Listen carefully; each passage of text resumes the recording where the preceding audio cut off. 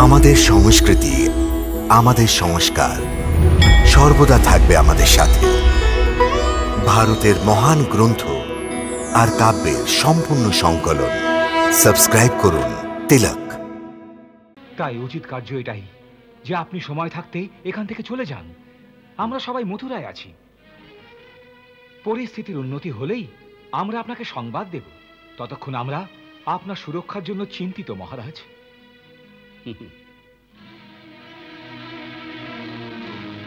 আমার সুরক্ষার জন্য চিন্তা করার লোক সম্মুখে। মহারাজ, সৈনিকদের একটি বাহিনী আমাদের প্রাসাদকে ঘিরে ফেলেছে। একটু ভাবুন মহারাজ। ভেবেছি। মহারাজ, আপনি বৃষ্ণি বংশীয়দের রাজা। আমরা এই সংকটে আপনাকে একা কি করে ছেড়ে যাই? এ সময় আপনার আমাদের প্রার্থনা শুনেই এখান থেকে দূরে কোথাও চলে যাওয়া উচিত। আমি রাজা, তবে আমার কাছে আরো লজ্জাজনক হবে যে বৃষ্ণি বংশীয়দের রাজা তস্করের ন্যায় পলায়ন করেছে।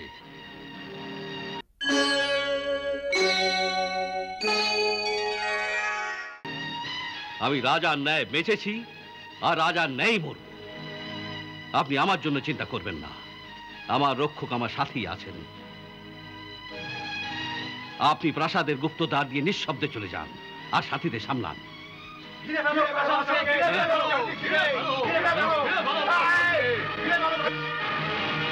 মহারাজ, অক্রূর, আর বৃথা সময় নষ্ট নয়।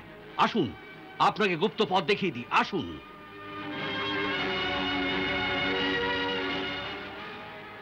আপনি এই গুপ্তদ্বার দিয়ে এখনই চলে যান। আমার জন্য ভাববেন না, এখনই চলে যান। যান।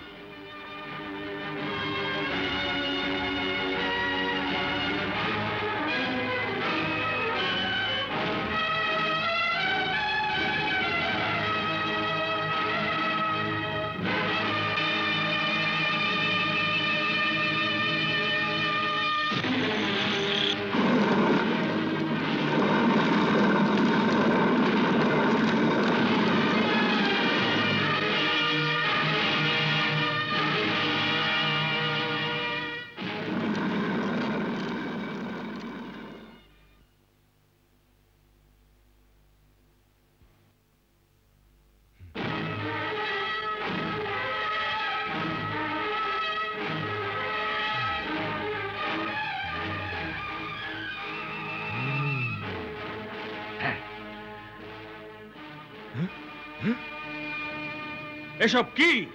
একে বন্দী করো। বন্দী করো? কার আদেশে? মহারাজের আদেশে। মহারাজের আদেশে? কিন্তু কোন অপরাধে?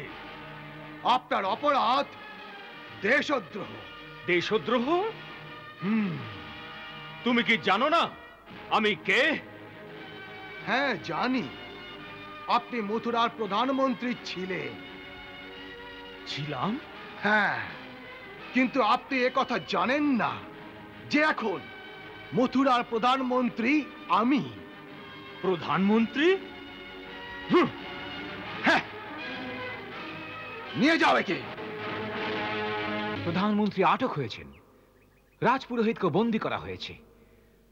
আর আমাদের গুপ্তচরদের অনুসারে মহারাজ উগ্রসেন এখনো রাজপ্রাসাদেই। কংস তাকে বন্দী করে কোনো গুপ্ত স্থানে লুকিয়ে রেখেছেন। সেই গুপ্ত স্থান যে কোথায় তা এখনো জানা যায়নি।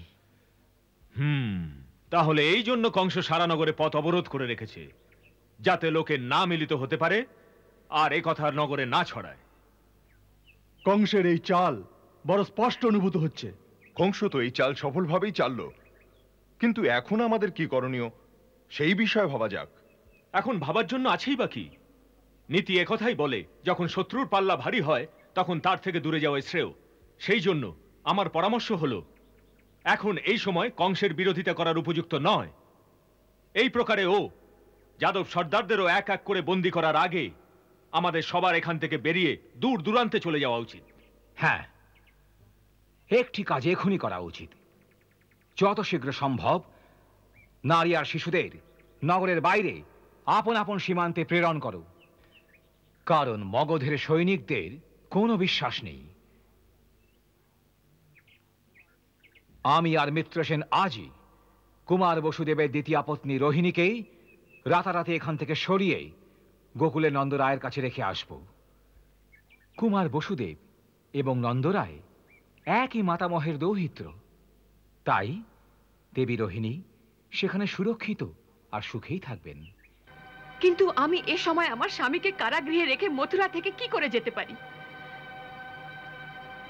যান, অক্রূর মহাশয়কে বলুন আমি এখানেই পড়ে থাকতে চাই।